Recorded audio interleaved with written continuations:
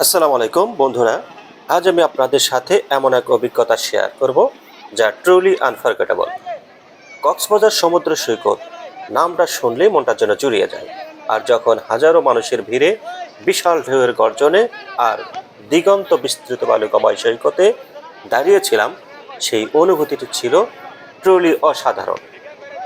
চারদিকে শুধু আনন্দ আর কোলাহল।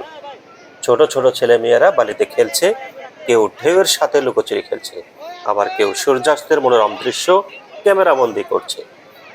এত মানুষের ভিড়েও যেন এক অদ্ভুত শান্তি আর স্নিগ্ধতা অনুভব করছিলাম।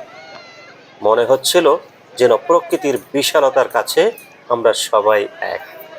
তাই আমার মনে হয় জীবনে অন্তত একবার হলেও সবার এমন একটা পরিবেশে ঘুরে আসা দরকার। প্রকৃতির মাঝে নিজেকে হারিয়ে ফেলার এমন সুযোগ হাতছাড়া করা উচিত নয়। ধন্যবাদ সবাইকে ভিডিওটি দেখার জন্য। আবারও দেখা হবে নতুন